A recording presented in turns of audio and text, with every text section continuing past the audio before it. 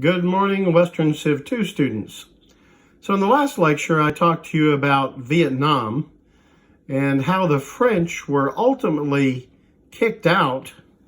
And in 1954, the country, in fact, all of French Indochina was divided into four parts: the countries of Cambodia and Laos, and then Vietnam on the South China Sea side of Indochina, divided into two zones, North Vietnam and South Vietnam, in hopes that free and fair elections would reunite them. But the Cold War, the United States feared that communism would take over southern Vietnam, and Ho Chi Minh's victory in the long war against the French, guaranteeing him popularity in the North.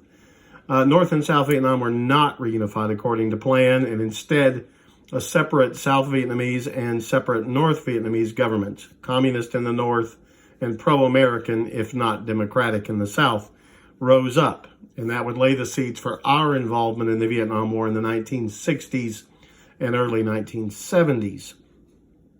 But another important groundwork for our present-day world was being laid in the Middle East a little before what I was talking about in Vietnam. And that has to do with Israel. So here is a map of Israel after World War II. This is the Mediterranean. Here's the Suez Canal. So this is Egypt. Now, the Egyptians were actually under the oversight of the British. There was a British protectorate over Egypt until just after World War II, when the British gave up their protectorate of Egypt, in other words, their indirect control of Egypt, in favor of an independent government there. The British had gained control at the end of the First World War. So in 1919, the League of Nations had given a mandate to the British to control Jordan and to the French to control Syria and Lebanon. That was at the end of World War I. After World War II, the British and the French gave up their control of those countries. So newly independent actors would be on the scene by the late 1940s in both Jordan and Syria and Lebanon. Those are Arab countries. So these are the countries immediately to the east of Israel and the north of Israel. Those were now independent Arab countries. And Egypt is now completely independent as well, having shaken off British control after World War II. You may wonder, and we'll talk more about this in another lecture, why the British and French gave up control of those countries after World War II. Well, the simple fact of the matter is they were bankrupt. World War II had ruined them financially.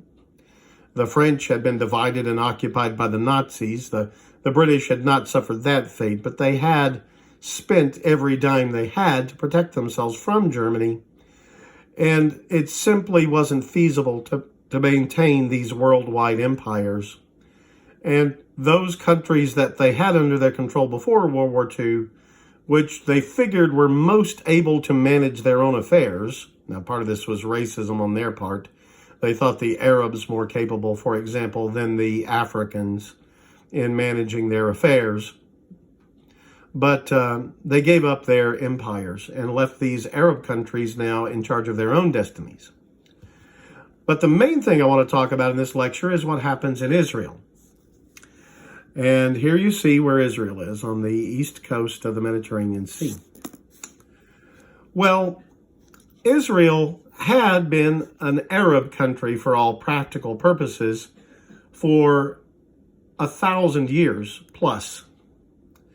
Arabs were the dominant ethnic group there in 1890, overwhelmingly dominant in the area that's now Israel. They call it Palestine. Arabs still call it Palestine. But in the 1890s, some European Jews who had suffered, of course, thousands of years of persecution. The Jewish people have a long, sad heritage of being persecuted by non-Jews, especially, I hate to say, Christians. In the 1890s, some European Jews said, we need a homeland of our own. And what better place than the land of our ancestors, the land of Abraham, Isaac, and Jacob? These people became known as Zionists. Mount Zion is where the temple was in Jerusalem. And these Jews who wanted to, quote, go home, close quote, to Palestine, began moving there. I believe Abraham Heschel was a leader in this movement. In the 1890s and throughout the early 20th century, thousands and thousands of Jews moved to Palestine. So from being almost no Jews there, only a very small number of Jews in Palestine in 1890, by the beginning of the First World War, there were tens of thousands of Jews who had moved there from Europe and made Palestine their home. They called it Israel, after their ancestor Jacob, also known in the Bible as Israel. Now, after World War I, the British got control of Palestine, and they were worried about allowing too many Jewish settlers to move to Palestine. Because, like I said, for centuries it had been an Arab country, but there were a lot of Jews who were interested in moving there between World War I and World War II, especially as the Nazis and other fascists often hated Jews, and they wanted out of Europe to a safe place, and they kept thinking Israel might be that safe place. So the British actually put restrictions on how many Jews could move to Israel. They were afraid of a civil war between Jews and Arabs in Palestine.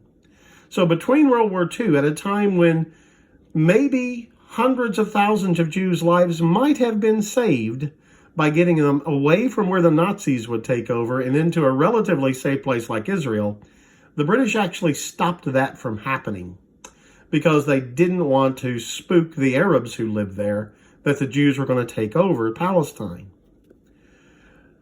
Well, anyway, after World War II, so 1939 to 1945, you remember, was World War II. As World War II came to an end, and as the Allied armies moved into German-controlled territory, they discovered the horrors of the Holocaust. 6 million Jews had been systematically murdered by the Nazis. And there was strong compassion for the Jewish people all over the world when it was discovered what tragedy had befallen them at the hands of the Nazis. So any thought of restrictions on keeping Jews out of Palestine were lifted. In fact, other countries, including the United States, helped Jews to move there. So thousands and thousands of Jews moved to Israel or Palestine right after World War II. So many thousands that they began saying, we deserve our own country. And this is completely understandable, brothers and sisters. If you think about it, if you were Jewish in this time period, you're thinking everybody hates us and they will murder us all if they can. The only way we can be safe is to have our own country with our own army to protect us. That was what was motivating a lot of these Jews to move there and demand their own country, the survival of their people. And frankly, that's very understandable after the horrors of the Holocaust in particular. And what you see on this map is a UN plan, a United Nations plan that was devised in 1947. And the Jewish people in Palestine were meant to get these orange bits. And the purple bits were to be reserved for the Arab people. So Arabs would get the purple, the Jews would get the orange. But of course, there is a problem. Two problems. One, a lot of Arab land is in that orange area. People who were ethnic Arabs owned land. There were predominantly Arab villages in the orange bits. What the map makers had done is taken areas where there had been a lot of Jewish settlement and made them the new Jewish state, the orange part. But that doesn't mean there weren't Arabs there already. There were. Oftentimes there'd be a Jewish village right next to an Arab village. So partitioning the land of Palestine like this was always going to be messy. And there were going to be lots of Arabs trapped inside the future Jewish state who may not at all like it, who might well resent the Jews for this. And that will certainly happen.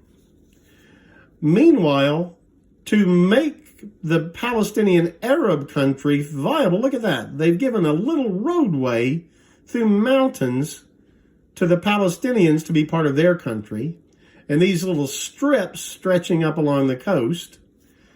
Well, if you're part of the Jewish state and you live here, you aren't physically connected to the rest of Israel. And if you live here, literally your country is less than 5 miles wide in much of it.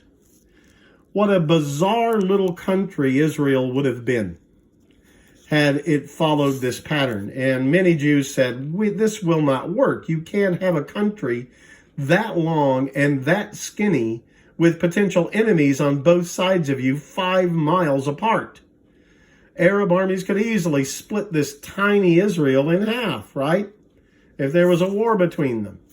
So many Israelis, many Jewish Israelis said, this won't work. And in the end, it came to a fight. The Jews and Arabs in Palestine went to war against each other, and Syria and Lebanon and Jordan and Egypt got involved on the Arab side. The United States gave weapons to the Israeli Jews, and money, but we didn't send any soldiers to fight in this. In the end, the Israeli Jewish forces were overwhelmingly successful in defeating all 5 Arab armies. And the outline of the State of Israel that was created in 1948 is this line here. So it includes this big chunk of what had been intended to be Palestinian territory and large portions along the edge here. And all of that went to the Jewish people. So only this portion right here was left to the Arabs, and it would actually be given to Jordan. And this little strip right here, it's called the Gaza Strip. The city of Gaza is there. This little strip along the coast.